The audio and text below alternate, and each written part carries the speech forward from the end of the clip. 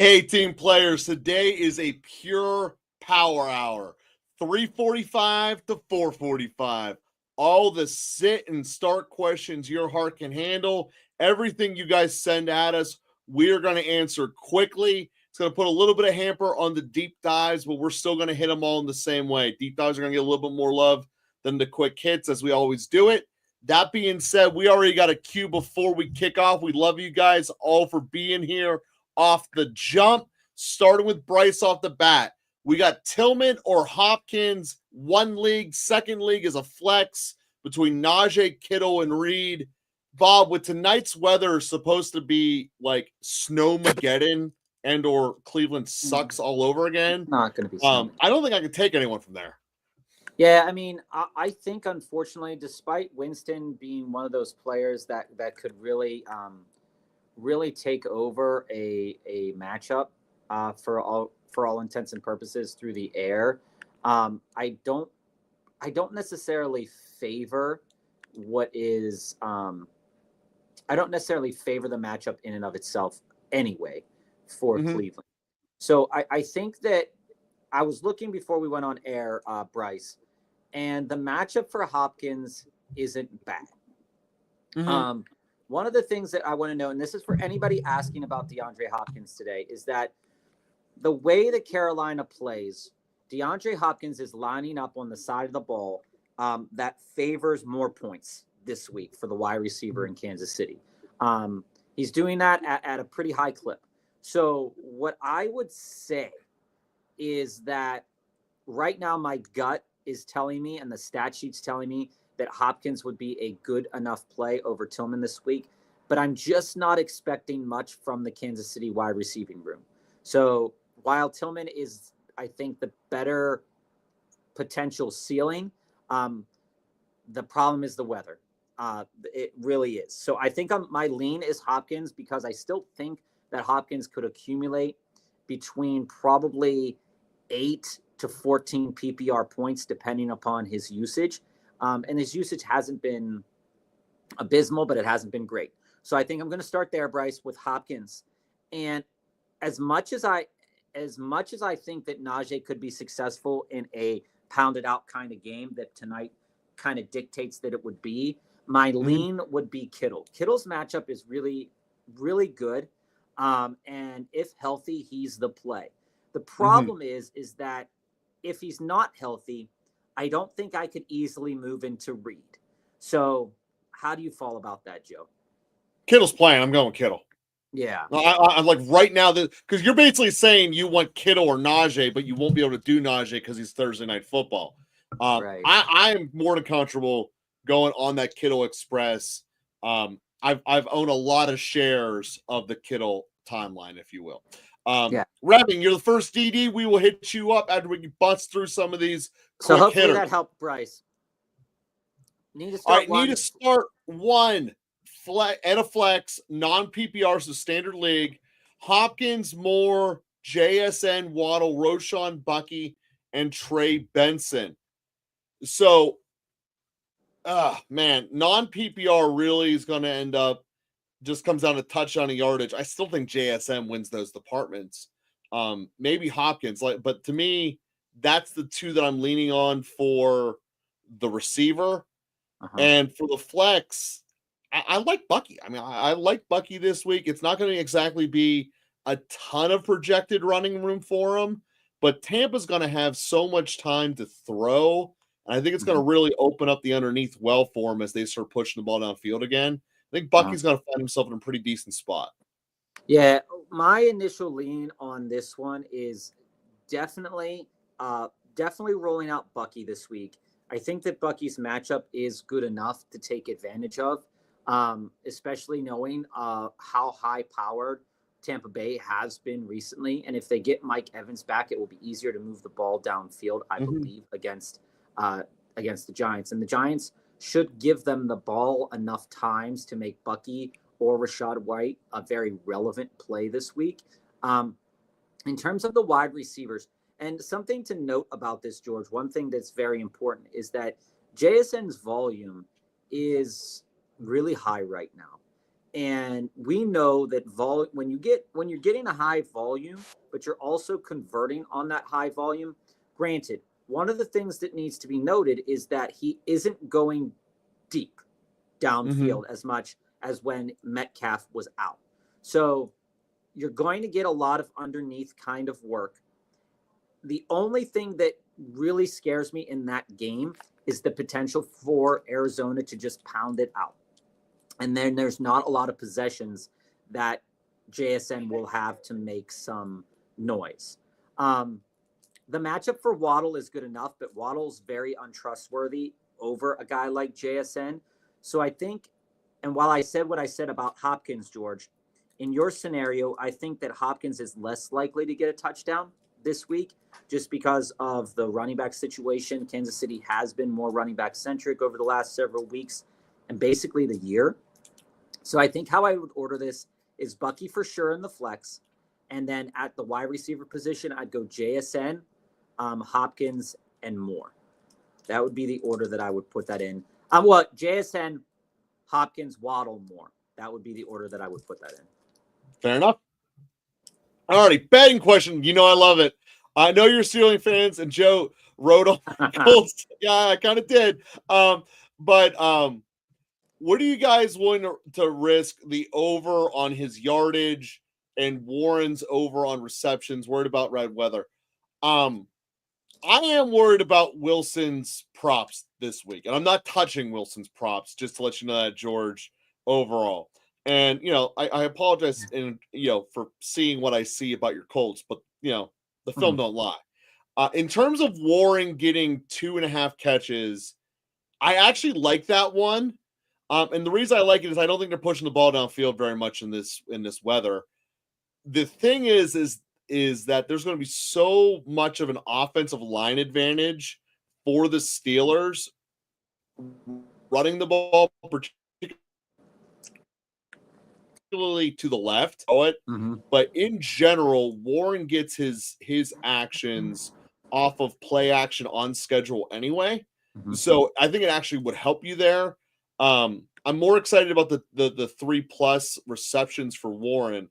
And if you want to put a second one in there, I do think Najee is getting in the end zone tonight, but I think the other very good bet tonight is that the under. The under all the way. When we look at what the true math for this game is before we even dive into the weather, the true math for this is it should be but 38 points for. The spread right now is 36. I think that neutralizes itself. The bigger thing is the Steelers should be a 7.5 point favorite. And they're only a 3.5 point favorite.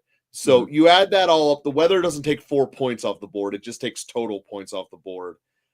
Overall, I like Cleveland's total under. I like the Steelers -3.5. I like Najee touchdown. And for the prop there, I do like Warren over 3 or more catches. I dig it. That's a lot of breaking down tonight's action, my man. Austin, do I start Pickens even with the weather conditions? There's supposed to be rain, snow, wind. I'm starting on Ra, and I have neighbors in QJ. Austin, here's the other thing about weather. And this is something that I've always kind of been really curious about. When you look at the optics of players in weather, the weather scares us. But I think one of the things that more so than rain or snow is looking at the wind. Okay. The wind is not the wind right now in Cleveland. I was just looking this up before we went on air. It's sitting at like 14 miles per hour. And so what I would look at is I would think about, how these quarterbacks have historically played in shitty weather conditions and how good these wide receivers can be. And George Pickens' main thing is the deep ball threat. Okay. And deep ball threat, the further the ball goes down the field in terrible weather conditions, the less likely it is to be accurate. Okay. So when you're talking about accuracy and you're talking about these things, Pickens for me is a harder start, depending on how they decide to play this game. I think that you have two other reasonable players that I wouldn't be nervous about rolling either of those two players out. in the off chance that I don't want to play Pickens this week. But it's definitely something to consider. Joe, how do you feel about that? So, Austin, for you, I'm going Amon-Ra and QJ. And the reason is in addition to the weather concerns for Pickens, the Steelers on a short week after Baltimore historically try to get out of there as quickly as possible. And there's some other game script elements that go with it. Cleveland's not going to be able to put up enough of a fight to make the Steelers have to throw it. As I mentioned earlier, this is the largest gap in terms of contact or yards before contact that the Steelers have had the entire season. And if it does hit what the numbers say, which is 3.5 yards before contact, they will give Najee Harris the ball 28 times. And if he's getting 3.5 yards before contact, he's basically leading the league in broken tackles. They're just going to run the ball into submission because they want to get out of there. The other part is that the Cleveland Browns are the worst scoring offense in the NFL in the first half of games in terms of total points. The Pittsburgh Steelers defense is the absolute best defense for the second half of games. So you add those two things up, it's going to be really hard for Cleveland to put points on the board, which just adds up to the weather sucks. Let's just go home, keep running the ball, get out of here. And Pickens is the one who ends up bitching for not getting enough targets. I can already see that happening. And QJ is the one that I'd rather play, mostly because of Tony DeVito, because you guys are no fun. Not Tommy DeVito anymore. Tommy DeVito. The Jersey boy. You didn't even get it right when you were correcting yourself. Whatever. Jesse, the Jersey boy. What's up, I don't want to. Welcome back, everybody who's back. We appreciate everybody coming back. The game tonight's going to be a tough call, guys. I mean, when it comes to weather, again, there have been good games where players have been successful in rainy and snowy conditions. It's happened. But again, all of the things that we have said and all of the things that you know about Russell Wilson in the past and Jameis Winston in the past, these things do affect my decision-making process when looking at the wide receivers themselves. I love George Pickens, and if there's no weather condition in this game, George Pickens is an easy start for me. One of the reasons why George Pickens... This wasn't Thursday, George would be a great start for me, but it is. One of the reasons why Pickens is still at... And this is the thing, Austin. You might still want to roll him out for the sheer fact that Cleveland is a dumpster fire of a team past, like, in terms of defensive coverage, past like 15 yards. They will allow deep balls. They will allow, okay?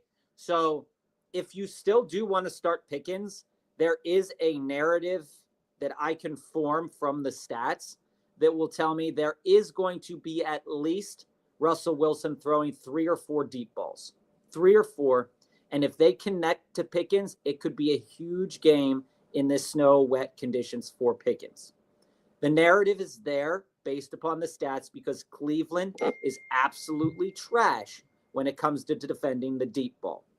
If Russell Wilson can get it down the field, if the wind is not in his face when they change, and again, you know, Cleveland Stadium isn't in the best place either in terms of it's always swirling.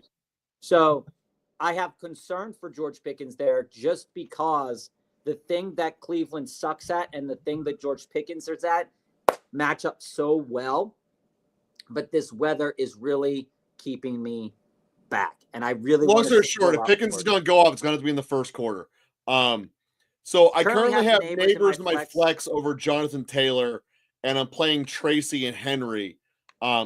Playing Henry, I don't have an issue with. I would play Taylor over Neighbors. See that, George? There are some things I like about the Colts, but that's mostly because I'm a running back whore. I'll never fight that, but I don't trust Jersey Boy. So all in, I wouldn't have Neighbors in your roster this week, which going back to week 1 would have seemed absurd, but it's still where I put you right now. I'm actually okay with this decision-making process. And one of the things that I just want to stress why I think that Neighbors is a good enough play is I do think that Neighbors and Jonathan Taylor have similar floors and ceilings based upon the makeup of their team. Okay. Mm-hmm. DeVito could maybe hamper Neighbors. Anthony Richardson definitely hampers Jonathan Taylor's ability. The Lions are a team that could blow the backs out of the Colts in the first half again. That's also And true. there's a realistic expectation then that while Jonathan Taylor could accumulate 100 plus yards, where is the opportunity for the touchdown there? It's a similar expectation that I have for Neighbors. While he can accumulate a ton of yards, where is the touchdown potential there? So while I think that Taylor is a good enough flex, the Detroit Lions are a good enough rush defense, one of the better ones before Hutchinson went down. It's still pretty dang good. I would be okay sitting Taylor there. I don't want to get too head gamesy with it though. But I feel like your process here is moving in the right direction. I can't play two Giants. Tracy's the one you should play for sure. I can't do two of them. Not with Jersey Boy in charge. Not with Jersey Boy in charge. I absolutely would go with the Steelers defense tonight. I didn't rattle this off in the props earlier, but the over 1.5 Winston interceptions looks really spicy tonight. Mm-hmm. Bad weather, losing a lot. I like it. I like that one. Jesse, to answer this question, if Purdy is out, would I still start Jennings? I would rethink my decision. If Purdy isn't playing, and it's something that we will only really truly figure out probably with Friday's injury report, I would not start Jennings if that were the case. Jesse, I also wouldn't look into it not throwing during a Wednesday practice. Thursday and Friday are the bigger practice days in the NFL anyway. Wednesday is normally when you give veteran days off, as it is. So I'm not overly concerned about that. I also think that knowing how Shanahan's offense is, how heady it is, he probably doesn't even need to throw a pass during the week, having been there as long as he has. He knows where he's putting the ball anyway.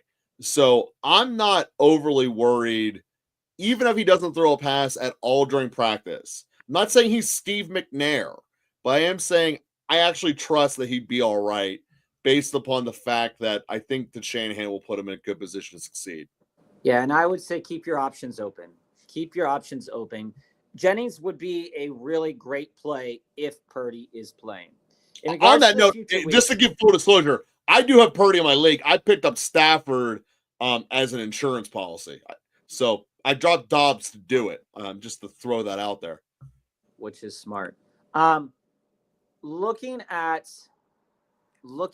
your question here, Josh, in regards to future weeks, I own Pitts, Taysom, and Disley. Is Taysom the clear start going forward, or would it be based on the matchups?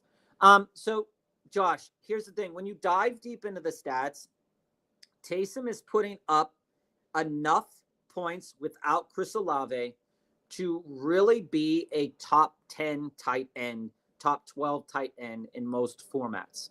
With just his tight end numbers over the course of the season, they have ebbed and flowed, but he rests purely in that discussion of being a tight end starter. Do I think he is the clear start going forward? I do think that Disley is a great start this week. But I do also think that we can't ignore, and it was really irresponsible of us to ignore this fact last week, but we can't ignore the potential rushing capabilities. And Joe laid this out pretty clearly, is if he doesn't get touchdowns, he is capable of giving up turnovers. Yeah, he had 2 last week. He is a very risky play, both negatively and positively.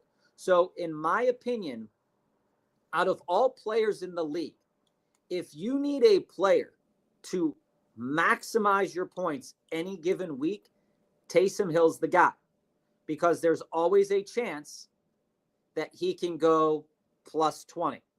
However, there's always a chance that he falls back into the regular conversation of tight ends plus a turnover and gets 8 to 13 points, which is still startable in the tight end market. So when you then open that market up to the flex position, Joe, it then becomes, well, Disley is a reasonable start at tight end because he's putting up good numbers within the market. Yeah, he's slowly progressing. Just as a tight end in an offense that's relying on him to move the ball. In my mind, Taysom, you're going to be more upset by not starting Taysom Hill than you might be by starting him, even if he has a bad game. So that's kind of how I operate on Taysom Hill. See, and I go at this differently. If you feel you're going to be in a close matchup, I think Taysom's a fair enough play because it'll put you over the top. But if you're projected to win before it starts, I'm playing the safer option and taking the win home. Yep. So it all depends upon not just the matchup of what they're having, but also, Josh, the matchup in which you're having. If you're projected to win by 8 or more, I'm playing Disley and just safely getting out of there because Disley's never giving me a fumble and interception. It's just not going to happen. Right. No, Austin, I traded Hunt for JSN. I have Pacheco in another league. I'm someone who believes Pacheco will come back and be close to his normal workload. Austin, all tendencies of Reed say that that's true, that he's going to remain a one-back kind of guy. So if you're on Team Pacheco, it absolutely makes sense to get rid of Hunt where you still can get something for him, and JSN is a great return. So I am all about that. And as we said before, guys, this is a power hour. We're going to be out at 4:45 Eastern today. So with that being said, we're going to dive into our first deep dive to make sure we can give it the appropriate amount of love. Hey, guys, I need a lot of points this week to sneak into my Week 13 playoffs. I could have up to 5 teams tie with me for 2 playoff spots. That's scary. Start 2 with at least 1 running back. Jones, Dobbins, Ladd, and Jennings. So, all right. So I'm not starting both running backs. Ladd's a must start this week, he I believe. One of the reasons why is that he's been a reliable target for Herbert over the course of the season. He's getting looks from him in many different situations. And I think that as we follow volume and we follow usage, especially considering the Ravens have a terrible pass defense, maybe not as bad to the slot wide receiver, but still pretty bad, that it's reason to believe that Ladd's going to have a really good week cooking with Justin Herbert. I think also Monday Night Miracle. I think the reasonable thing to assume from Ladd this week would be about 4 to 5 receptions, 80 yards, and maybe a touchdown. And his ceiling is even higher than that. So that's just kind of where my expectation is for Ladd this week. So if you take that into consideration, that's a floor of about 12 points and a potential ceiling of about 20 points, depending on how that market shakes down for him. I think that for the same reason, out of these 2 players, one of the things is that when we look at Aaron Jones, and I love Aaron Jones, and you guys know this from just our discussions that we have had in the past. I'm really concerned about the coach speak that's coming out of Minnesota about the second injury and all of that stuff that's happening, and the idea that many people in the fantasy football community are even thinking about Cam Akers makes me shy a bit away from Aaron Jones. The stats back up that it's a decent enough matchup for Aaron Jones that it's worth a start. The stats don't back up that Dobbins is a great start. No. However, I will lay this out for you, Joe, that in your circumstance, Revan, you need a lot of points. Yeah. So you need a player that's going to be in the money zone a decent amount.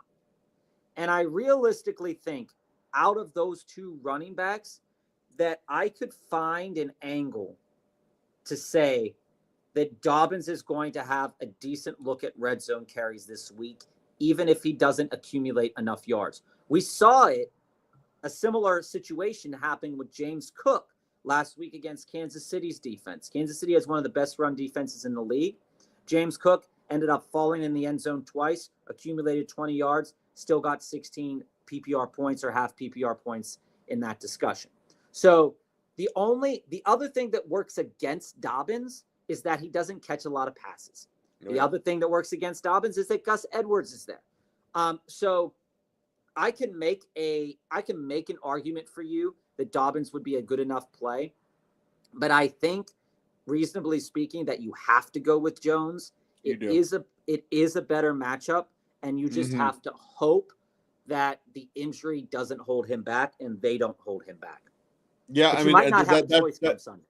That's a nice argument there for why you should look at Dobbins, but it's no doubt you got to go with Jones. The Baltimore, you don't run on Baltimore. You just don't. So I'm definitely going to go with that one there. So,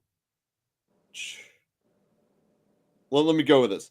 My guy with A-Chain could use some receiver help. Ideas for a package for him. So your team is Allen, JT, Jones, Dobbins. The question we were just answering. AJ Brown, Pickens, Ladd, Jennings, Bowers, Moore. He could use receiver help, and you could get A-Chain. And if you get A-Chain, it makes your decision a whole lot easier. I think the trade should include Pickens because of the weather, and it's a win tonight. Yeah, you're not going to be starting Pickens anyway. So putting him into a trade, and quite frankly, if you can do a 2-for-1 and do Pickens and Moore, I think that gets you A-Chain anyway. And if you can get it done here where it goes through before kickoff, that's what I would do. Yeah, if realistically speaking, if you could do like Jennings and Jones or Jennings and Dobbins or even Pickens and Jones, Revin for Achane, I think that's a really smart play. The matchup this week for Miami, one of the things that's very clear is Miami is a good all-around matchup. Miami has a really good all-around matchup, but one of the things that's very, very clear is that, as a pure rusher, he's still good. New England may not give up as many points as league average to receiving running backs, but the matchup is still good, and it dictates that Tua, who's been releasing the ball pretty fast, which means he's not going deep downfield, that the game script will have Achane featured a lot. And if I could roll out Achane and JT this week instead of Jones, I think that I'd find myself to be in a more comfortable position, Revin. For the long term, I might not want to move Pickens, but if it helps me right now this week, because you need to win this week, you need to win to get in. Yeah, it doesn't really matter what the next weeks come. It matters that you win this week and you need points this week. And I think Achane gives you the best chance to accumulate. He's always sort of two receivers anyway. That would guarantee Ladd's in his lineup. He doesn't have as much hell figuring out. I don't want to move Jones. Like I said, if he needs receiver help and that means two receivers, I'm going Pickens and DJ Moore and getting A-Chain. That's how I would go about that one, Revin. I mean, that's fair too. But nobody wants DJ Moore, so you got to get off the bus on that, Joe. Yeah, but people want Pickens. Victor, it's good to see you. We are doing a short show today until about 4:45. I might be able to stay on until about 5. So we're going to try to get all your questions in today. Quincy, Jennings in snowy weather, Debo in snowy weather, or MHJ in rainy weather. This is something that is I've been looking it up a little bit more, just scouring the internet to see how these quarterbacks have performed in these weather conditions, and it's really difficult to find what's been going on. But I will Murray doesn't do good in it. I will say this: Murray basically doesn't do good in Seattle ever, though.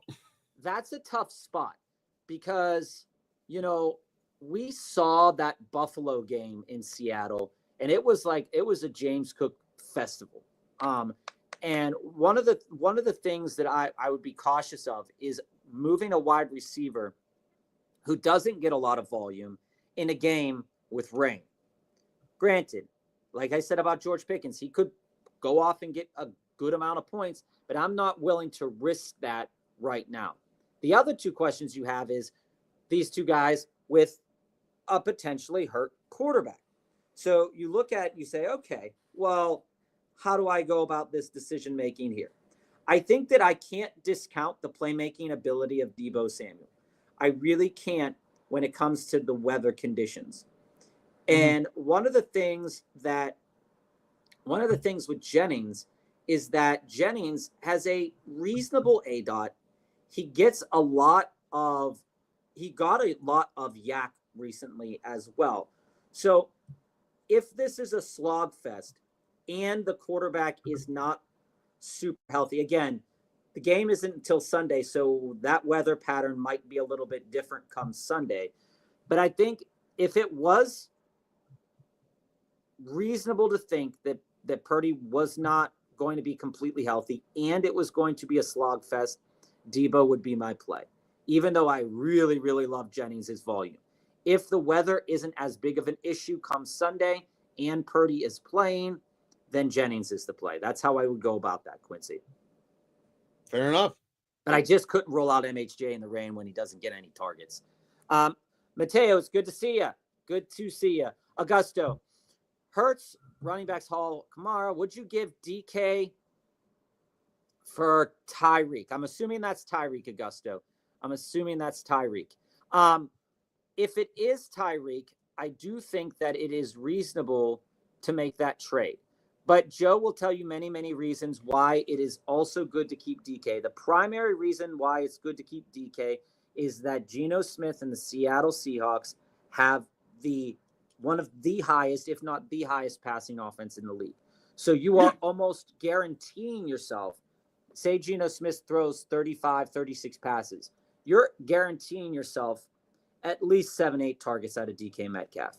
With Tua does pass it at a very high rate, but those balls are not going downfield at a very high rate, which means that Tyreek has to make more plays rather than Tua making the play for Tyreek. So there's, on both sides of the coin, I could find reasons to like both of these players. My question would be, which one would you rather have at this point in time? I think that both have similar-ish floors. DK, I think, has a slightly higher ceiling because of the volume. But I think in the long run, both of these players have a good chance to kind of finish out in the same manner. How do you feel about that, Joe? Yeah, Augusto. So what would I give to get DK? To answer your question here, is DK is the one I want more than Tyreek, starting point. All the reasons Bob just said. But I'm pretty sure you'd be able to get him for something that wouldn't be outrageous for your roster. I think you do a pairing of like Ridley and Chase Brown. I think you could get it done. Don't give up Chase Brown, Augusto. Do not give up Chase Brown. Fair enough. Then use Dobbins then. Either way, Chase Brown, Dobbins, or Eckler would be the running back I'd put. And then I think you can get it done with Ridley. And if I had to do London instead, I wouldn't be sad about it. Because if you go into your starting playoffs with Lamb, DK, and Jennings, you're in a really good spot. So I would start the conversation with Eckler and Ridley and then be willing to upgrade to London and Eckler. But DK is certainly the one I want. Yeah. And when we look at what Revin just said here, before we get to Mateo's question, again, we're going to have to see what's going on. Because that's a Monday night game. You don't look at a Wednesday practice for a Monday night football game. I think we're going to be okay on that one. Guys. That's today's practice. Well, even with today's the equivalent of their Wednesday, again, which is the normal day you get off. So I'm not worried about that for the Monday nighter. Remember, he's also a rookie. So he's hitting the wall and all that stuff. You got to give him some love. Mateo, you don't need all three defenses. Okay. No.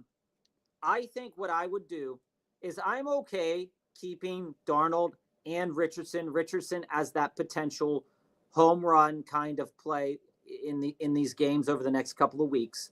And I would drop one of those defenses. The defense that I would most likely drop right now would probably be the Niners defense. And I'm dropping the Commanders. Yeah, and I think either one of those is reasonable to drop right now to go out and get a wide receiver. So I think in terms of addressing the start Darnold or Richardson rest of the season, I think you have to. I think that the primary thing I would do with these two players is keep them both. If you would have asked me a couple weeks ago, I would have said drop one of them. But since you have extra defenses to drop and you don't need to carry that many defenses, I'd rather keep the skill position, or I'd rather keep the positional player and potentially have an advantage rather than that being used against me a little bit later in the season potentially, because somebody will start Richardson. Somebody will start him, but nobody really will probably start the Niners defense. Okay. So I think it's safer to drop one of the defenses, either the Commanders or the Niners, and then move on from there, because I do think the Eagles are a strong start. But I think that decision ultimately lies with you, Mateo. In terms of the rest of the season, Joe, who do you have at quarterback? Which one of these guys do you like better? I'm not on Team Richardson at all. I mean, it's basically, you give me anyone, I'll pick them over Richardson. I don't think, first off, I think he's going to get hurt again. And you're not going to get a lot out of him. And that's the starting point of the issues with him. And the second is he's just flat out not a good quarterback. Again, I don't even need to get into the tiebreaker of all the pieces around Darnold. Richardson's just that bad. Mm-hmm. Yeah, and to finish up here, Mateo, after looking at the numbers a little bit more, Washington would be the guys I would drop, just in terms of the ability of San Francisco to cause turnovers. That kind of sets them above Washington in that respect. And so, yeah. So I'd move on from the Commanders, even though it is kind of a juicy matchup this week. Jesse, would you trade Lamb for Kelsey? Tight ends are Otten, Disley right now, and wide receivers are London, MHJ, Dell, QJ, and Jennings. No, that's a net downgrade for you, man. I wouldn't do that. Actually, I did. So last week in our 8-team PPR keeper league, I thought Kelsey was. Your team didn't look like this around it. Yeah, I thought Kelsey was going to ball out. My wide receivers in our 18 PPR league is Lamb, Cup, Evans, Jennings, Reed, and a couple other guys. My running backs are Bijan and Saquon. So, and my tight end was Laporta walking into that week in Hawkinson, and I knew Laporta was hurt, so I wanted to go out and get a tight end. So I was like, hey, I'm not going to be keeping Lamb for this upcoming year. Let me go out and get the best value at tight end right now. And he kind of disappointed me. So would I do it? I already did it. Would I do it with your team? I would rather keep Lamb for your team. Yeah, you need Lamb to be the pillar of your receiving room. Because if you're relying on London to carry your receiving room, you're going to have problems. Disley and Otten will give you good matchups back and forth, but and we do think Disley's a great start this week. And Mateo, dropping Elijah Moore because of the weather, because you also have Njoku, is probably a smart play. Smart play. Victor, I can make 2 trades to sum it up. I'm 5-6, really tight contenders. That's the team. Trades would be Brees, Malik, Amon-Ra for Jamar, K9, and Marquise Valdez-Scantling, or is that MHJ? So looking at your team there, I'm trading Jamar, I'm trading K9, I'm trading MHJ, which I think that looks like. The trade breakdowns look like Brees and Malik for K9 and MHJ, Amon for Jamar because of the bye week. Okay. Or am I just overthinking and play my team? Projected 48-50. Go back to the original trade. That's kind of the breakdown that Victor's thinking of there. So he'd be getting the Brees side. He'd be getting Brees, Neighbors, and Amon-Ra. Yeah, I really liked. I don't normally like getting rid of Chase, but the fact you're getting a Ma is certainly worth it. Harrison has just been a pain in the ass in your life. So getting the stability of Neighbors certainly is good. Victor, I cannot complain with that trade. I would take the Brees side of it. Yeah, and Victor, I would too. There's a lot of good things to say about that trade. One of them isn't necessarily Malik Neighbors, but I think that Brees is a big upgrade in terms of the K9 market. K9's volume is just, it's not there. I want him to be better. You could argue the 2 worst players in the trade are leaving you, and I want him to there's a tie for the best on each side. Yeah, I think that's there. Carlos, in terms of the weather tonight, again, weather patterns are unpredictable, but Joe and I have gone to the stadium in Cleveland. It's shitty. It is. Wind No will way around swirl that. in this game. Russ is not the best quarterback in wet weather. Not the best quarterback. Not the worst, but not the best. And we know that the thing that George Pickens does well is get downfield. So if you go look and you just are comparing ADOTs and things like that, one of the things a couple years back, Russell Wilson did have a game where it was bad weather, where he did throw 2 touchdowns down the field, and they were 30-plus yard touchdowns. So that could benefit Pickens. I could bring myself to the narrative tonight that come 6:30, 7 o'clock before the game starts, if I check what the weather is in Cleveland and the wind isn't bad, I might still start Pickens.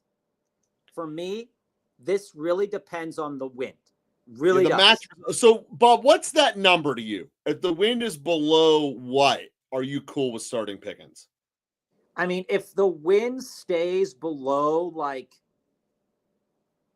15-ish miles per hour, I think I'm okay starting Pickens. Because the matchup is so juicy. I just worry about the game script. The matchup is so good. I do. I worry about the game script. But again, we can't ignore the game script. Again, we can't ignore the weather conditions. So, although, all again, that being said, Pickens is going to be a lot like, in my opinion, if Pickens goes off, it's going to be like a Saints receiver. They're going to use him early, and the reason the Steelers will stop using him is because they'll run the ball out and Cleveland will be able to score. The reason the Saints stop throwing it deep has been beyond me for 3 years now. But if you're looking for Pickens, he's either scoring early or he basically isn't.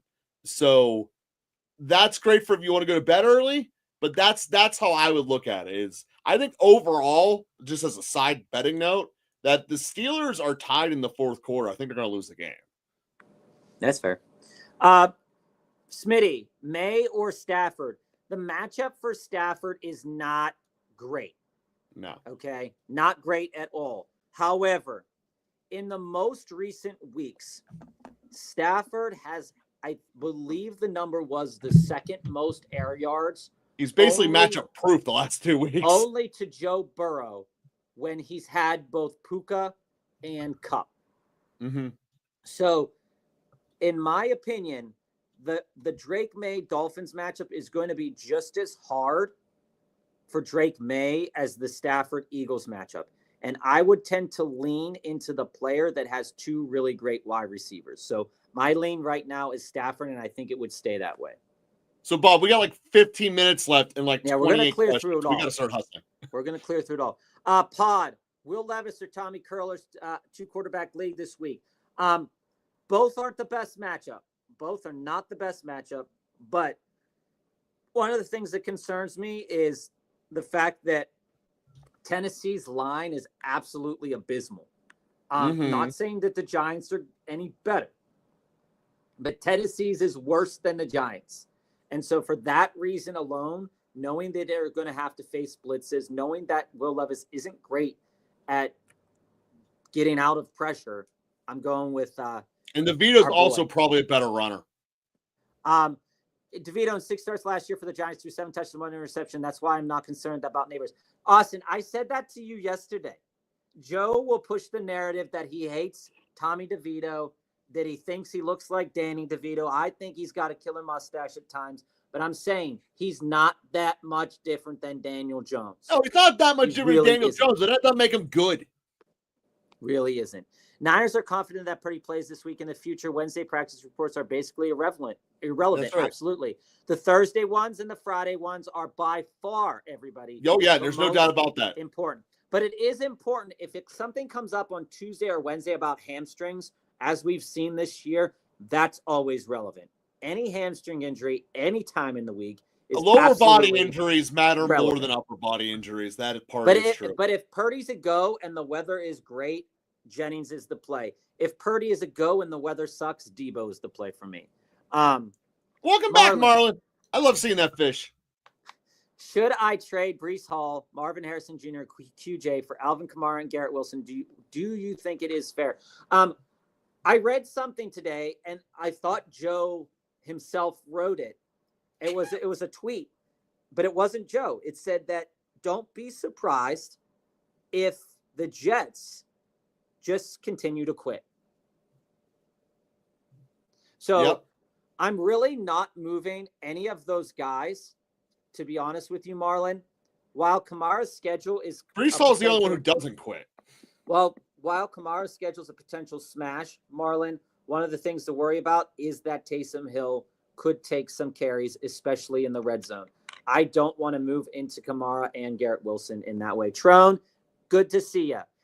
I need 2 wide receivers in a flex, PPR, Tyreek, Cup, D-Hop, McLaurin, and Jason. I think for everything that we've said about Marvin Harrison Jr., that the matchup in the rain could definitely benefit JSN a little bit more because they might not go as deep down the field. So JSN feels like a really good play. And Cup feels like a lock. Cup feels like a lock as well. While while we look at things for Cooper Kupp here, Joe, what do you think is the next player on that list? So I'm going to go with Scary Terry. At the end of the day, the thing with the Miami passing game, it getting out so quick, you're not supposed to say stuff like this. Tua's scared to get hit again. He just is. And as a result, that entire team is broken fundamentally from the starting point, starting from the head coach down, probably the owner down. So that being said, I don't think Tyreek's ever getting the return until that ADOT starts getting up. But for that ADOT to get up, they'd have to get confidence that Tua can get hit again. Yeah. I think as an organization, maybe even with Tua himself, they're afraid of that. So as a result, I am really souring on Tyreek. I really am. So that being said, I'm not on the Hopkins bus. I never really ever was. He wasn't that good in Tennessee. He had 1 week with Mahomes. I get that the matchup on the left to right in Carolina is like the worst ever, but the Cowboys don't cover anybody either. And I do think this is going to be a get right game for the rookie. I think this might be the rookie statement game that says, hey, we're here in this division for real. You guys keep imploding in the Big D. And long story short, I'd go with Scary Terry, JSN, and Cup. Yeah, and I think out of those ones, if you wanted to transition any one of those players out, Tyreek's matchup is a little bit better than Cup's, but I do think that it's reasonable that the Dolphins won't have to use Tyreek as much, but they're probably going to have to use Cup a little bit more because the matchup for Puka is going to be a little bit rough. So I think my lean would be on JSN, Cup, and Tyreek. But I do like McLaurin's matchup a lot. Tyler, I've been trying to get rid of Rome Odunze since draft day. So that's the answer there. Tyler, if I were to drop any of these guys right now, and I know this is a sacrilege for Joe, I'm dropping Jacoby Myers. If I want to move on from one of those 3 guys, Tyler, I could move on from Myers. Only option they throw the ball to into Odunze. He isn't. Bowers is. But I will say that I really don't want to move on from any of those 3 guys for Odunze. Odunze could pick it up, but I don't want to get rid of any of those guys for Odunze. And I don't want Odunze. That's what I just said. If CD is ruled out with Jake Ferg, will you play Schoonamaker over Ertz's more volume? Jason, that's a reasonable assumption to make. And I think it's a decision that you got to make on Sunday. We talked a lot yesterday about Schoonamaker and Ertz. Ertz has always been this year a fringe tight end 1 kind of guy. Schoonamaker has the volume that he could do that as well. He has the volume that he could even with CD playing. So if CD's out, absolutely I would do that. Yeah. So there's reason to say that that's there. Also, Pacheco gets cleared. Would you play Hunt and Pacheco together? Joe will tell you no. I can make one or the other. Pick one, Tyler, bro. I can make an argument, Tyler, that yes, but Joe makes a very reasonable argument that Andy Reid's the type of guy that will run one guy and continue to run him. I would say that Andy Reid's not that type of guy because he's done this before with multiple different players, and Jerick McKinnon has always gotten a fair share. I'm talking about pure carries. He will always have a scat back catcher, but Hunt is not a catcher. These two are the pure give me 20 carries a game. That's what they're fighting for. Mhm. He always has the guy who McKinnon did it for years, steals the touchdowns because he catches a 3-yard pass and pisses everyone off. Yeah. He always has that. But in terms of running the ball, it is not like Tampa where they're interchangeable parts. That he has a runner and he has a catcher. And that runner, once determined, will get the carries. Mm-hmm. Yeah, fair enough. Sam, welcome. In terms of who you're going to go with, I'm on Kareem Hunt and Dowdle for the same reason I just talked with Tyler, right? If you have Kareem Hunt, you have to roll him out. If you have both, then you can make the decision about which one you want to roll out or roll them both out. I think in your respect that Kareem Hunt and Bucky are the two that I would start with there. All right. Those are the two that I would absolutely start with there. So Dowdle Hawk. Then as it goes, I think that I would start Dowdle, knowing that he's kind of the only pony in the show right now. He is. And that Hawk's production could be limited-ish by the presence of those other tight ends there. Not saying that he's going to have bad production. But also, I'm not worried about that. He's clearly head and shoulders above the other tight ends on Minnesota. Yeah, I'm more so worried. I think they're going to have such an easy time running the ball that they're not going to bother forcing it, but to their number 3 option. So that's where I would lean. I'd be on the 3 running backs, Sam. It's almost guaranteed-ish volume. Rank by team. Bo Nix. Running back 1, 2, Jacobs, Brian Robinson, CeeDee Lamb, McConkey, Njoku, Flex 1 and 2, DJ Moore, Jennings, Sanders, and then Steelers defense. I have Roschon, Bucky, Dobbs, Quentin Johnston, Odunze. If I need changes, please let me know. As soon as you swap out QJ for DJ Moore, you got yourself a solid 8.5. Yeah, I think that I'd be on. I can see your reasoning behind DJ Moore, Jose, because the volume looked pretty good last week. But again, Caleb is, and you know Joe pretty well. Caleb is not our guy, and the stats back up that he isn't the guy.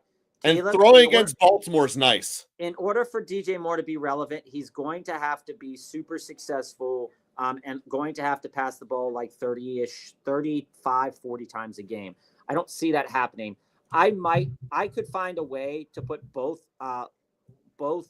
wide receivers from the Chargers in my lineup this week without an issue. I like your team. I'd put it around a 9 if you were to make, and you can figure this out if you were to think about that flex position a little bit more, Jose.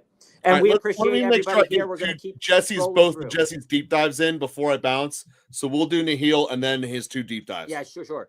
If Josh Jacobs doesn't play, do I roster Lloyd or Wilson? I have James Cook on bye and Tracy is my running back 2. Nahil, it's always good to be a little bit, preventative here and picking up guys. I think that from what I understand, Wilson is the initial lean for this Green Bay running back room because we have not yet seen like a full performance out of Lloyd. And I think that would be reasonable to go with that. Long term is probably Lloyd, though, talking next year and beyond. Yeah, long term is probably Lloyd. Can you guys rank these in order of running backs to start this week? Okay, by far and away, for me, I know Barkley's in that discussion, but it's Gibbs. I think that Gibbs is a no-brainer start unequivocally. There's not many reasons that I have to give for that, but the Colts are not very good. They also let up a decent amount of rushes on the outside, decent amount of receptions to running backs as well. That's where Gibbs shines. While Monty always has the chance to get 4 touchdowns, I think Gibbs will eat. Then Barkley is a reasonable play this week as well because he's Saquon Barkley. You can't say anything wrong about Saquon Barkley. And the matchups is absolutely incredible for Saquon Barkley. There's a very realistic chance, Jesse, that these 2 running backs can put up 60 points by themselves. Yeah. So the way I look at this, Jess, the first 2 coin flip, Barkley or Gibbs, but then there's a hard line after that. In terms of where we're ranking these 2 for this week. I'm putting Pacheco next because I believe that he is going to get the bulk of the carry. If you don't think he is, he's last. It basically comes down, are you on Team Hunt or Team Pacheco? And obviously Tracy flip-flops with him. But again, there is a hard line after those first two. And it then comes, like I said, to which side you believe on. I personally think it's going to be Pacheco, but even as big as I am of Pacheco and knowing how bad Carolina is, I'm still knowing that line is there. Probably just going to flex him over someone of the ilk of like QJ, but that's about it. And the matchup favors Pacheco hard. It does. Oh, Carolina's so soft. Right. It favors the Kansas City running back room hard. So, Barkley, Gibbs, and Pacheco would be the play. But if you, like Joe said, if you don't believe in Pacheco, then Tracy is the play. In terms of your other question here, Jesse, the trade deadline is next week for me. QB is Allen, Barkley, Gibbs, Tracy, Pacheco, Lamb, London, Jennings, QJ, Dell, MHJ, Auten, Disley. I'd stick with it, man. Yeah. I really don't see anywhere in need of an upgrade. I think that your running back room is probably one of the best in your league. It is. Your wide receiver room has a lot of volume at the top and a good punch at the back end if you need to come out and get something, as an off chance. Your tight ends are so solid. There's going to be solid production from those two tight ends going forward. I wouldn't do anything. If this team disappoints, it's because of the weather. It's because of the volume. It's because of uncontrollables. Long story short, you did everything you could to build a champion here, Jesse, and I think you did. I think you did too, Jesse. And I'm gonna stay on. Joe's gonna be popping out right here. We're gonna clear up all of these quick hits as we go. George. So I'll stay on until I get through all of the questions here. Should I trade JSN for Debo or Reed? George, the conversation I think that we need to have about this is that you're basically trading JSN if you're going into Reed for another slot wide receiver in not as good of a situation. Again, Reed's not getting volume. I love Jaden Reed. I still think that he can finish really high in terms of end of year points for in PPR leagues, right? Currently, as we look at Jaden Reed, he's sitting there 7th overall in points in a standard league. And when we go here to a PPR league, Jaden Reed drops down to 12th, okay? When we look at Jackson Smith, he's sitting there at 10. Debo, really nowhere that Debo's at. Debo's had a rough go of things so far this year. So for me, I wouldn't do that. And I just like the volume that JSN's been getting, even with DK there. Gerard, do I do Downs, Jennings, or Ridley at wide receiver 2 and White, Pacheco, or any of those remaining wide receivers at the flex? Gerard, we talked about these wide receivers yesterday a lot. So if you want to go back and watch yesterday's broadcast, you'll get a little bit more in-depth information about why these wide receivers. Jennings would be a no-brainer start if the weather looks good and Brock Purdy plays, in our opinion. Joe will tell you not Downs, but I can make a very strong case for Downs because the matchup is good, okay? The only question in my mind about Josh Downs is Anthony Richardson, and that's the case for everybody. The matchup for Josh Downs is great, okay? So if you have any reservations about Jennings, if you have any reservations about Ridley, I do have some reservations about Ridley. While the matchup is good enough, my question lies with Will Levis. So you have a couple quarterback question marks here. What I'm encouraged by with Downs is that he's getting some underneath work and some over-the-top work. So I would start Jennings if the weather is good and Purdy is playing. If not, I'd go Downs. In terms of the running back market here, Joe gave you plenty of reasons why Pacheco is a smart play, particularly if he is going to get a full workload. I think White's going to have a solid game, But I do think that by the end of the week, Pacheco and White will probably normalize a little bit. So I would lean Pacheco in that discussion.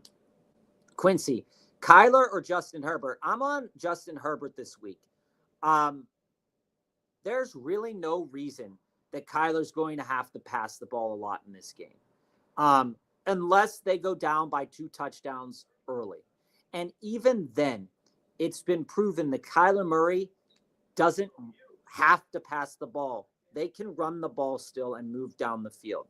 The thing you're looking for at this is that Kyler Murray, does he do it with his legs? I think Justin Herbert over the last several weeks actually has more work on his legs than Murray. Herbert's the smart start because of the matchup as well. Ishan, my running backs right now are Jacobs, Conner, Ramondre, Pollard, Eckler, and Etienne. Receivers are London, Wilson, and McLaurin. Would you trade Ramondre, Eckler, and Pollard for DK Metcalf? I think that's a lot, Ishan. I think that's a lot. I also think that Eckler is a reasonable play this week too.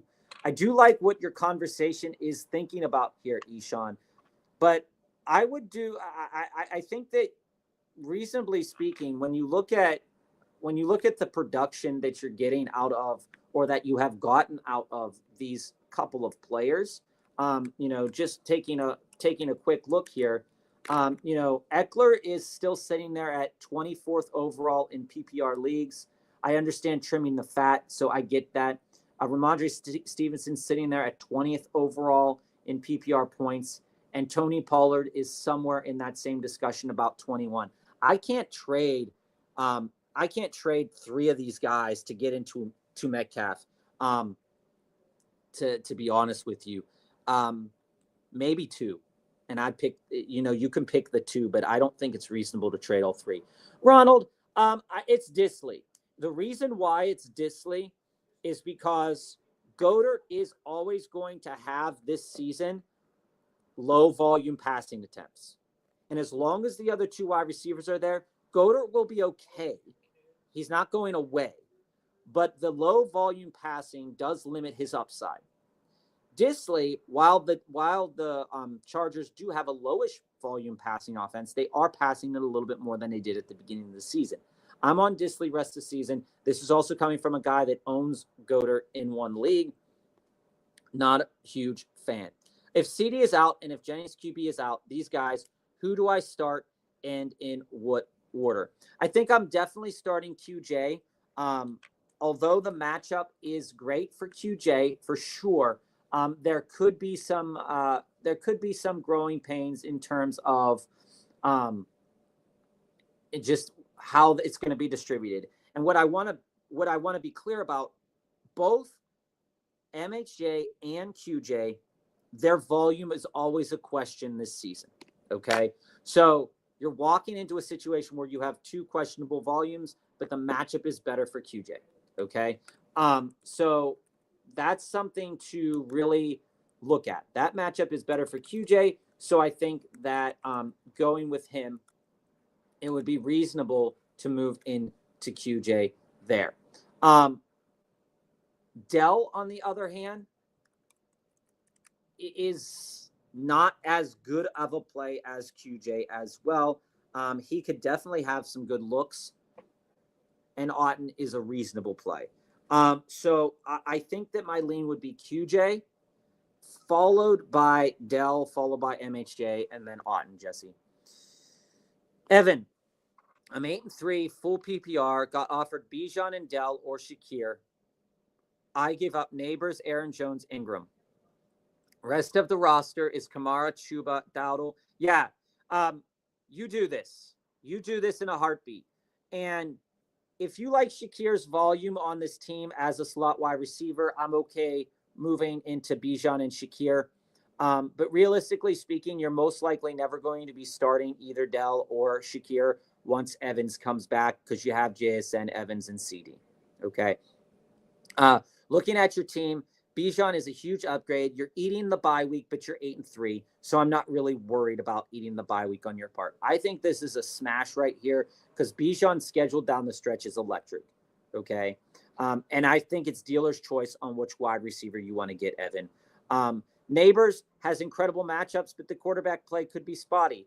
Aaron Jones could be great. He has 2 matchups against the Bears. But again, the injury situation is worrisome. And then Ingram doesn't fit into your starting lineup. So you don't need to carry him. I'm okay doing this trade to get you the best player in the deal. Tua versus New England or Wilson versus the Browns.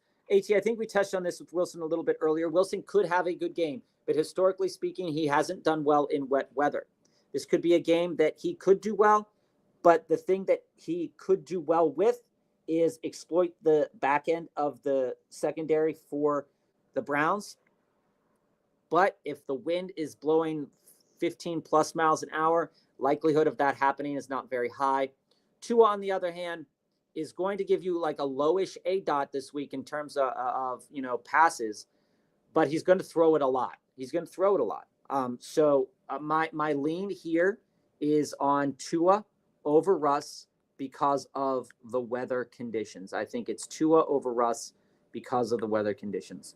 Coming down here, CC, in talks with the Gibbs owner. I have Monty and want to potentially send him Hunt, Pacheco for Gibbs. He wants Pacheco and Kyren for Gibbs. Any thoughts? CC, what Joe will tell you, and you were listening the entire time, is that Pacheco is one of those players that if he gets a full complement of snaps and plays, because of the way they run, he will be great. The question is, will he? Again, Kyren, given plenty of volume, the touchdowns could come back, but he's not getting any work in the red zone right now, okay? He's not getting any work in the red zone. So for me, I would want to hold on to Pacheco and Kyren. If I could formulate another trade to get into Gibbs, I would. And primarily, I probably wouldn't want to trade Kyren. Joe would probably not want to trade Pacheco or Kyren. I think you got to work that. I think you got to think about that. And leave a message on this video if you get updated on that trade. I definitely want to move into Gibbs, and I definitely want to move into Gibbs this week. But hopefully you have a couple other pieces in your lineup. If you trade Hunt and Kyren, maybe I'd be okay with that, but that guy probably doesn't want Hunt. Trade deadline is next week. We got you on that, Jesse. Ronald, start 2, DK, Neighbors, Jennings. I think what I'm looking at here, from what I hear about the forecast there in Seattle, Sunday weather, that it could be rainy. It's looking like rain in Seattle over the weekend. So overcast skies Friday, Saturday, Sunday is rain, looks like all day. But the wind's not going to be a problem. It says it's remaining cloudy with showers later in the day. So rain. Maybe the lean is on Neighbors, but I'd watch out for that snow. So right now I think it's DK and Jennings. But again, with the Purdy injury, with the weather being potentially nasty, I think that a pivot might be necessary on Sunday. So right now I'm on DK and Jennings, but I might pivot to either DK and Neighbors or Neighbors and Jennings, depending upon the weather and the injuries. Kyle, need a flex this week. PPR. Elijah Moore. I don't think you can start Elijah Moore. Weather being a thing, he does roll out of the slot a decent amount, so that might favor him. But Winston, the volume could maybe be a little bit questionable there. Xavier Worthy definitely gives you the best punch out of this group. You just have to make sure in your own mind that you're okay that if that's a potential 0 in your lineup. Jaylen Warren could have some great receiving work down in the flats this week, but I don't see him as being a player that's going to make a lot of noise in this game. He's going to make some noise, but not a lot of noise. And I don't think Xavier Legette would be a start over Worthy in this situation. Worthy's your best chance to put up a decent amount of points. If you want a floor kind of play, maybe Jaylen Warren, but I think Xavier Worthy's the play here out of that, Kyle. CeeDee Lamb's not practicing today. Do you think he's going to sit out the rest of the season? Diego, this could be one of those question marks of I have a bad case of quarterbackitis. We talked about this yesterday. It does concern me, but I am more than willing to wait for the Friday injury report to see if it's actually going to be an issue. Start Chubb or Warren tonight. Kobe, Chubb's volume has gone down in every single successive game. He also doesn't get the pass work. So out of these two players, Warren does get the pass work in a game that could be on the ground. Warren's the play out of these two runners tonight. The Thursday practice is a little bit concerning. I'm willing to wait until Friday and even to think about Saturday. You have pivot options, so I think it's okay. And with the looming injury, nobody's going to want to move into CeeDee Lamb in a trade. George, I love Jonathan Taylor. There's no doubt about loving Jonathan Taylor. The only thing that worries me is this Anthony Richardson cat. If Anthony Richardson could throw the ball 35 times a game and complete 24 passes a game, I would be more than happy to roll out Anthony Richardson in a given week. I even took him in a couple of best balls, not in a lot. But I just can't trust that he is historically bad. And mind you, George, I did put money on the Colts at the beginning of the season, and I'm disappointed. So that's how I operate with them. Will, who should I start in my flex spot, J.K. Dobbins or Javonte Williams? Will, we are not a program that really most opportunities that we have, unless it is absolutely necessary, will we roll out any of the Denver running backs. We are more so giving explanations of why not to roll out the Denver running backs. So one of the things that must be said, okay, is that if they are successful running the ball on the ground, there's a very realistic chance that Bo Nix steals the touchdown in the red zone. And with the way that it has been spotty production for both Javonte Williams and Audric Estime, and we haven't really been known to what's going to happen, my lean would be Dobbins. It's a harder matchup. Both matchups aren't incredibly great. One, because Javonte Williams is not, or because Denver's not super fantastic in terms of running the ball at all. But they're good enough. So I think what you want to look at here is where do you think the most points will be scored and who's going to have more opportunities in the red zone. While J.K. Dobbins isn't going to accumulate a lot of yards, I do think that he falls in the end zone this week. Javonte Williams is going to get a decent amount of passing work. So I do want to check on that passing work here. And let me take a look at how that matchup sits in terms of the passing work. And I'll come circle back to this, Will. I want to see what they look like in terms of the passing work, and then we can circle back to that. Bones, good to see you, man. And good to see all the team players in the chat right now. So to this question, Will, if you're looking for passing volume, there's reason to dictate that Javonte Williams could have a good game through the air. But I don't think he has a good game on the ground. So it's dealer's choice. Do you hope for the J.K. Dobbins touchdowns because he's probably not going to get a lot of yards, or do you go with the potential volume of Javonte Williams through the air? Both could even itself out in points in the long run. I would say go with which one you think is going to more likely happen. Bones, sit either MHJ or Pickens for D-Hop. Bones, at the beginning of the broadcast, we talked a lot about Pickens. We talked a lot about Wilson, and I don't want to talk you out of George Pickens if your lean is George Pickens. The only concern that I have is how Russell Wilson has played in wet weather before. It's supposed to be pretty wet in Cleveland tonight. I take a look at that forecast, take a look at the wind. Where Pickens will shine will be in the deep ball. And like Joe said earlier in the broadcast, if they can get an MVS-like number out of him, 2 catches, 81 yards, and a touchdown, you're going to be more than fine with Pickens. The only issue with MHJ is also the weather in Seattle is supposed to be pretty shit. Kyler Murray's also pretty shit in that weather. And MHJ doesn't get volume. So my lean is Pickens and D-Hop for you, and I'd sit MHJ. Bones, play Schoonamaker in the flex over Pearsall. Yeah, I think it's reasonable to think. I don't like playing tight ends in the flex, and you know that, Bones, but The volume that Schoonamaker's getting is more than Pearsall.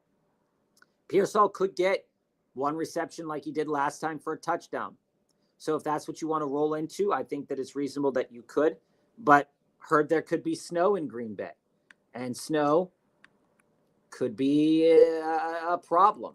So let's take a look at if there's going to be snow on Sunday in Green Bay. I'd be on Schoonamaker, though. Sunday here looks a little bit to be overcast. It's hard to predict what will happen from here until there. Sunday's supposed to be pretty cloudy. Chance of precipitation like 22%. So, yeah, I think that still Schoonamaker would be the better player over Pearsall. Start Kraft, Disley, or Hawkinson. We're on Disley this week. Again, the weather could change and whatnot, but we're on Disley this week. The volume is good.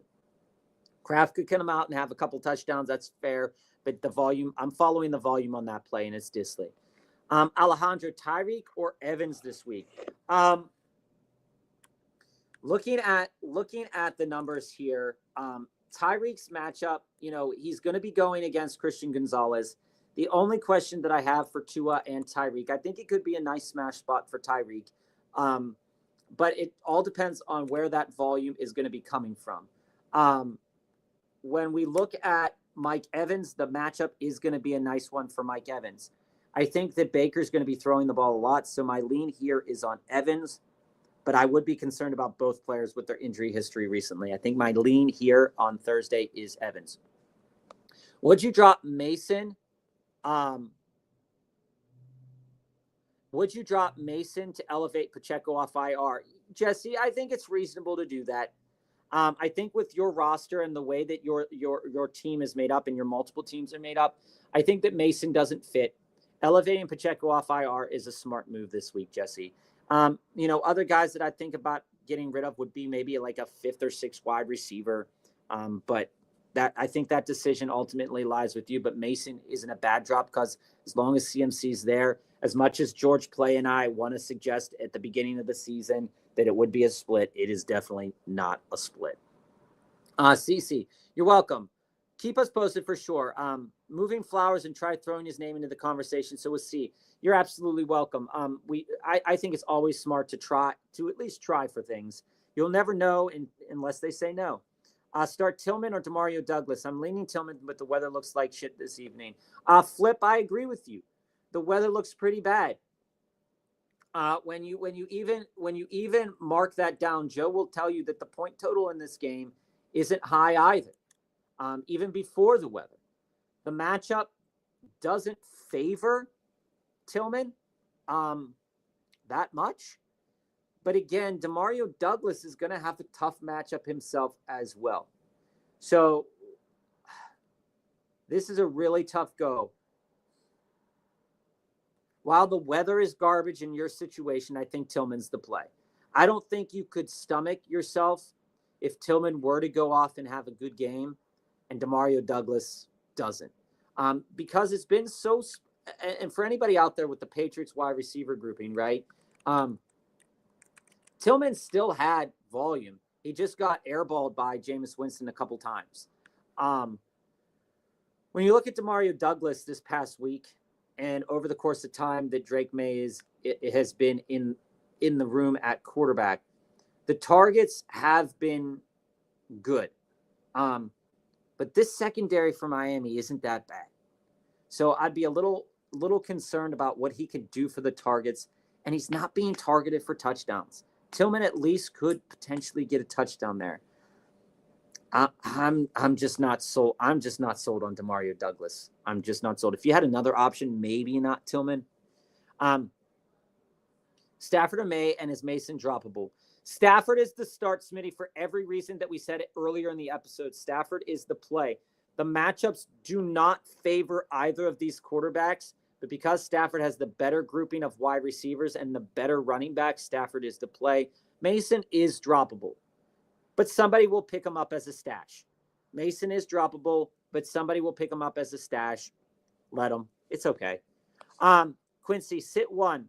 MHJ, Myers, Bucky, or Javonte Williams. Quincy, we just kind of went over this. MHJ with the weather is a concern.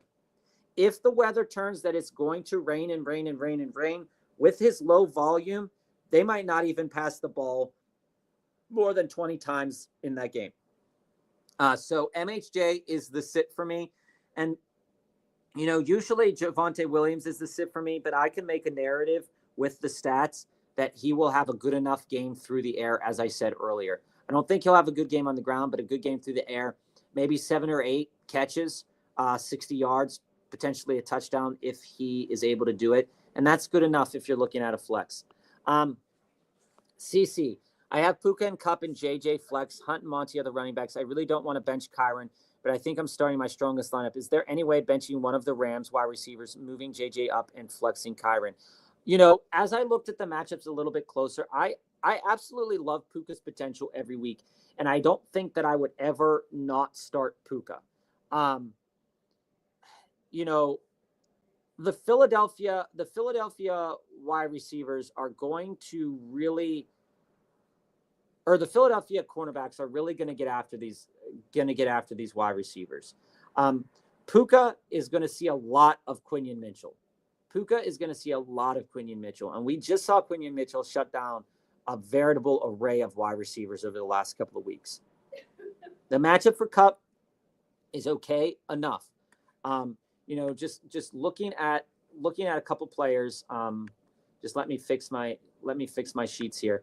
Just looking at a couple of players. I think that if I wanted to start Kyron and I wanted to move up JJ, with your situation and looking at the matchups as well in terms of what they could do on the ground, the Rams, it's a nice matchup on the ground for them. So sitting Kyron might not be the best play this week in your scenario. So looking at where Puka is, really depends on how much Quinion Mitchell he faces, CC. I can't get myself to bench Puka, but it really depends on how much Quinion Mitchell he faces. If he doesn't face a lot of Quinion Mitchell and Demarcus Robinson were to face him, then Puka is in an absolute smash kind of spot. Kupp, I could bench Kupp. Out of those 3 guys, out of those 2 wide receivers, I could bench Kupp because it is still a good enough but not a great matchup. But it really depends on how much Quinion Mitchell Puka is going to face. So I'd look into those numbers, and I think you're being reasonable. I really do. Bones, yeah, Pearsall's not really a start this week. I really don't think. So between Pickens, Neighbors, and MHJ and D-Hop, sit MHJ. Bones, yeah, I do think I'd sit MHJ for all the reasons I spoke about earlier. The volume just isn't there yet, especially in bad weather. Kyler in bad weather won't have to throw the ball. They have a good ground game. I don't see a narrative that screams MHJ is a must play. Pickens is going to have a hard time this week as well with his weather, but at least the situation is better in terms of defensive coverages and stuff. Is Brees and BTJ for more Pacheco and Ridley bad for me, right? Yeah, it is. It's bad, Nick. One of the reasons why it's bad is that Trevor Lawrence might come back. If Trevor Lawrence comes back, BTJ is back into the stratosphere of being a starter because all the wide receivers have gotten hurt. Gabe Davis is done. Ingram is back, but it really depends on if Trevor's starting. I'm not trading Brees Hall for DJ Moore and Pacheco. I'm just not doing it. If you want Pacheco, though, you could float BTJ. Somebody might do it. I have Allen Nix, K9. Yeah, I got offered Brees and Malik for K9, MHJ, and Hopkins. Yeah, I'd do that one too, Victor. Victor, based upon your trade earlier, you're moving out of K9. I'm okay moving out of K9 for lots of different reasons. I'm a K9 owner, but I am okay moving off of K9 for many different reasons. But Victor, what you were talking about earlier, I'm trying to scroll back up to the trade you had. If I don't have to give up Jamar or Amon-Ra, or if I'm not giving up Jamar, or if Amon-Ra for Jamar is a separate trade, I do think that Malik and Brees for those guys is good enough. You're going to be kind of disappointed sometimes if MHJ were to pop off, but I do think you're getting a nice return. I would do it, Victor. I would do it. And I would also ask, if you could, if they would do it without Hopkins too, because Hopkins could be a nice play long term too. But I think it's fair. Do you think Keenan Allen has any value? Frank, it's great you joined us. Anybody in the chat can share with Frank just our stance on the Bears in general. And it's almost been a hard line stance for most of the season. I've been kind of wishy-washy some weeks about Roma Dunze. But here's what I'm looking at, okay? I'm looking at a player in Keenan Allen who has a good target share, who is getting a lot of first read targets, who doesn't get any end zone targets, but he's catching 4 passes on 8 targets for 41 yards. I mean, they are going to have a better situation, better opportunities. I just don't think better days are ahead. I don't think they're going to be worse than they are. So he's absolutely still a hold, but he's a very unreliable flex play with a very low floor and a mid ceiling. I feel that, Victor. I do. I love Jamar too much. You're welcome, Bones. Yeah. I feel, anybody who has people going on Thursday night, I'm actually a type of player that I don't really want anybody going on Thursday night because I just like to sit and watch the game. Stresses me out too much if I have somebody going on Thursday and they don't pop off like I want them to. I've had it happen with a couple quarterbacks in the future, but you start your best players sometimes, and Pickens is great. I do like that trade of Malik and Brees for K9, MHJ, and Hopkins. You're trimming the fat a decent amount. You're moving into a wide receiver that's going to have a good amount of volume. Again, Tommy DeVito, he doesn't scare me as much as we talked about in the chat earlier. He really doesn't scare me that much. Last year, 7 touchdowns, 1 interception in a 6-game span. I mean, Daniel Jones barely spits that out in a year. And he runs. I don't think it's going to be that bad of a situation, guys. I really don't. And if it is a really bad situation, I'm sorry. I just don't see it right now. Gurjot, trade away D-Hop, Neighbors, and Ladd for Kamara, Reed, and Tillman. Not my favorite trade, Gur. I love Ladd. Ladd was just seen being injured, but their game is on Monday. So we can play around with that. Where I fall on this, Gurjot, is that Ladd's getting volume. Reed isn't. Both players are great. Reed has more fantasy points right now. Reed always has a chance to pop off. I think that Ladd is going to see that over the course of the next couple of games as well. What this comes down for me is, do you want the running back? It sounds like you want Kamara from this trade. If you want Kamara, you're getting fair value. If you want Kamara, you're absolutely getting fair value. If that's the player this trade is designed to get, then do it. I'm not moving into Kamara. The schedule's nice enough, but I am concerned about the volume, red zone volume that Taysom Hill is getting. And that's a fair enough thing to think about. Reed's matchup this week isn't incredible. Tillman's matchup this week, not incredible because of the weather. Neighbors has a decent enough matchup. D-Hop is okay. Ladd is better. For the long haul, I think you can make your team a lot better by trying to trade for something else. But if you want the running back, this is a good enough trade for Kamara. Kamara's had a couple down games. People are worried about Kamara with Taysom Hill. You could be cleaning up. So if you want the running back, do it. That's how I feel about that one. Would start Likely over Kraft. Likely plays Monday night. Quincy, would I start Likely? What we saw last week was that Andrews' targets went down as soon as Likely came back. And Joe has told you that Likely is a big problem for Mark Andrews over the over the year. Good things will come if volume is there. Chargers haven't allowed a receiving touchdown to tight ends yet this year. That's something to consider. If that makes you nervous, then, you don't have to roll them out. But the targets are back. The volume is there. I'm willing to take a chance on Likely over Kraft this week, but that stat of not getting a touchdown does play into my mind. There, you got it right there. Bones, yeah. I love the narrative of Hunt popping off against the Chiefs, or popping off against the Panthers. I really do. But the more and more we're hearing about Pacheco, the more and more there's a chance that this could be a CMC situation, and Pacheco just gets all the carries again, and we could have been wrong about Hunt. I mean, it happens. But Kyron's in a good spot this week. Kyron's got to get the touchdowns, though. Hunt has a good chance to get touchdowns if they have him in the game. Kyron's got to get the touchdowns to be more relevant. He's just getting yards right now. He's got a hell of an amount of volume, but he's got to get the touchdowns for him to be really, really amazing. The matchup's just incredible. It's hard not to put him in an incredible matchup. Appreciate it, CC. Absolutely. It's a lot to think about because Eckler feasted on short checkdowns last week against the Eagles. Both Kyron and Kupp seem like they would benefit, but so could Puka. Yeah, and CC, that's the thing.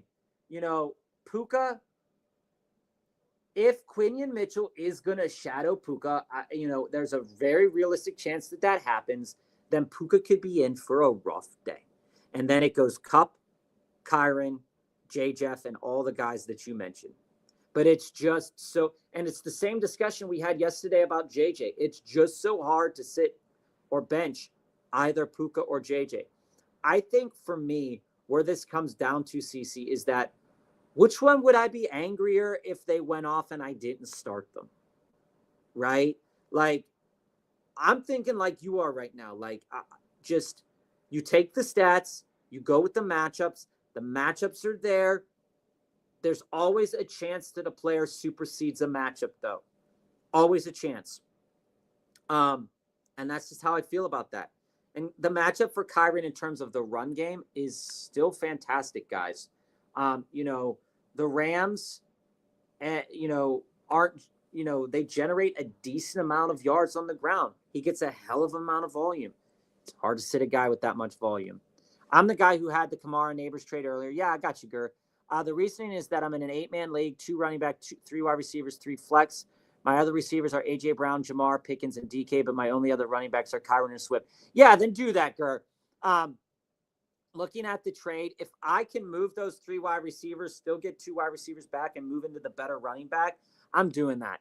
Yeah, because I would start Kamara over Swift right now at this point in the season. Absolutely. I would definitely do that. All right, team players, thanks for joining us for today's broadcast. We're going to leave a little bit earlier today. We wish you luck in all of the games this week, in all the trades. I know a couple people, we wanted to hear back from you.